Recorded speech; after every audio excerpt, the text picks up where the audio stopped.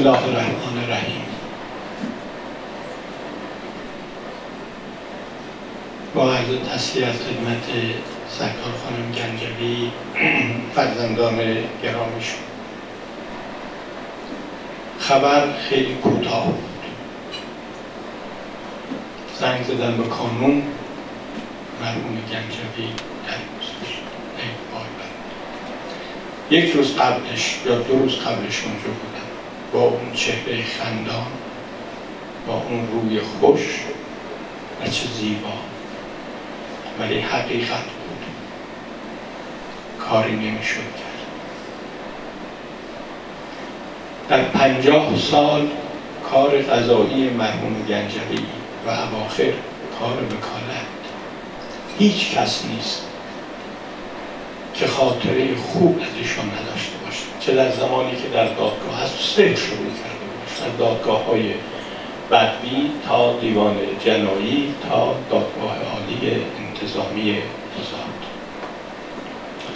مرحوم گنجوی قبل از اینکه حقوقدان باشه، قبل از اینکه قاضی باشه و قبل از اینکه وکیل باشه، یک انسان بود. انسان به معنی واقعی کلمه. من خاطرم میاد، این خاطر واقعا بیانگر انسانیت این شخص بزرگ هست. این اواخر بعد از انقلاب طبق قانون قرار بر این بود که صلاحیت نامزدهای عضویت هیئت مدیره وسیله دادگاه عالی انتظامی گذار تایید بشه و مرحوم گنجوی در شعبه اول این نقش اساسی رو داشتن. 2 نفر از همکاران ما، نمیدونم کیا بودن، اشتباهی نسبت به اونها رخ داده بود. رو ما معمولا انتخابات روز جمعه هست، برای اینکه وکلا فرصت دارن بیان. دیدیم صبح اول وقت جناب گنجوی اونجا هست. من دیدم شما جناب گنجوی خیلی خوش آمدید اینجا، خیلی چه؟ گفتن نسبت به 2 نفر اشتباه شده، من اومدم اون رو اصلاح کنم که حقی از این 2 نفر تضییع نشه و همونجا صورت جلسه کردن به اسم اون 2 نفری که گفته بودن شاید اشتباه شده و صلاحیتشون تایید نشده، در لیست نامزدها قرار دادن. هیچ وقت این خاطره فراموش نشدنی است برای ما وکلای دادگستری. جناب آقای اخلاقی گفتن از خصوصیات ایشون، سرکار خانم گنجوی دخترشون فرمودن ما جامعه وکالت، جامعه قضات، جامعه حقوقدانان کشور مرحوم گنجوی رو از دست نداد. یک انسان بزرگ رو از دست داد. خدا او رو رحمت کنه. مرحوم گنجوی نمرده و نمیمیرد، چون که سعدیا مردن کونام نمیرد هرگز، مرده آن است که نامش به نکویی نبرد. بی نهایت سپاسگزارم.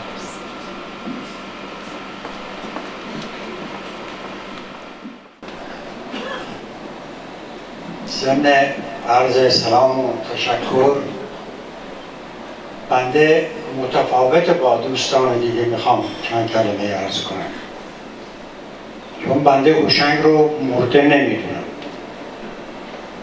دلیلش هم همون بود که جناب جندقی از سعدی فرمودن مرده آن است که نامش به نکویی نبرد. مجلسی به ضرس قاطع خدمتتون عرض کنم، مجلسی متجاوز از 2 به بالا اگر تشکیل بشه از کسی که با دادگستری و حقوق ارتباطی داشته باشه، نام گنجوی در اونجا مطرحه.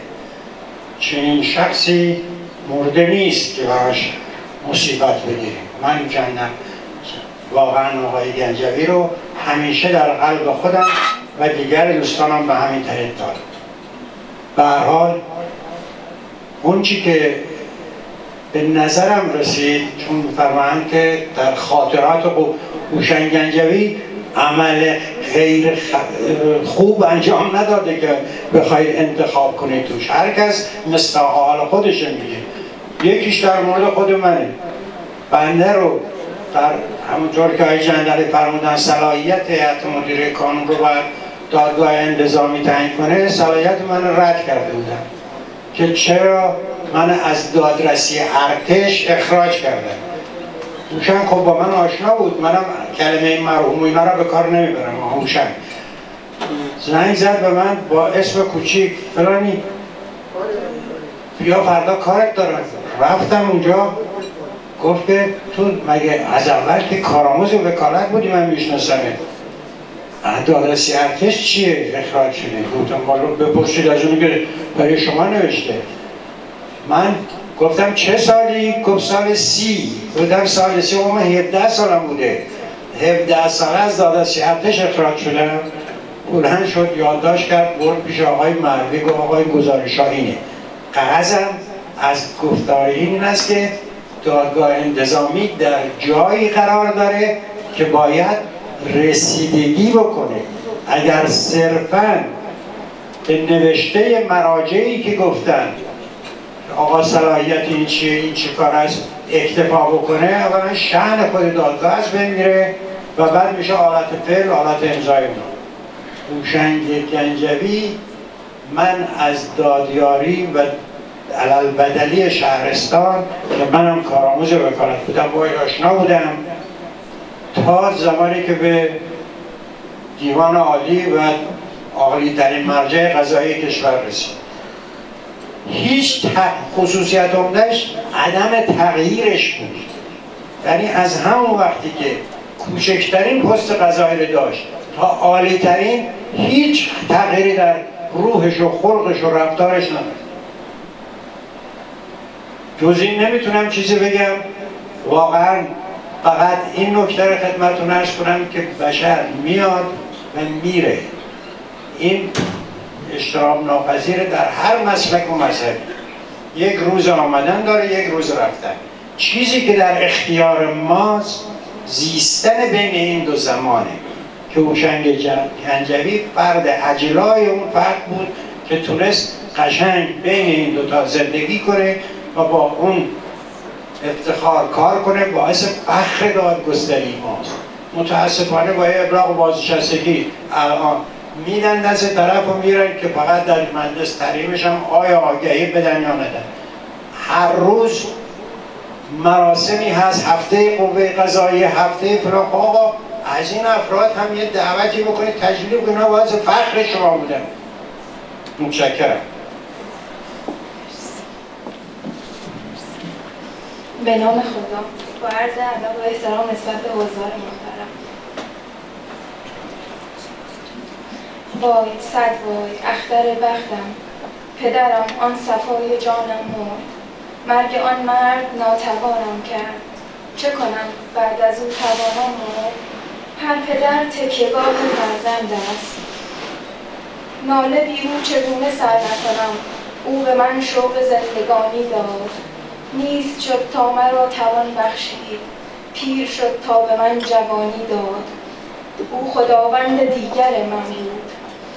پدرم لحظه های آخر عمر نگه خویش در نگاهم دوخت، به من آن دیدگان مرگ زده به یکی لحظه صد سخن آموخت. نگهش مات بود و گویا بود، آه بدرود ای پسر بدرود، دور دور جدایی ما شد. ای پسر جان پدر ز دست تو رفت، نگه بی فروغ او می گفت نور چشمان من خدا حافظ. واپس این لحظه های دیدار است، پسرم جان من خدا حافظ. تو بمان زندگی برای تو باد، آفتاب من است بر لب بام، شمع عمرم رود به خاموشی. قصه تلخ زندگانی من می رود در دل فراموشی. تو پدر را ز یاد خویش مبر، چون پدر را به خاک بسپاری.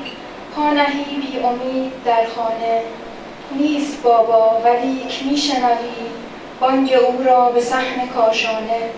من چگونه دل از تو برگیرم، همره ناله های آرامم.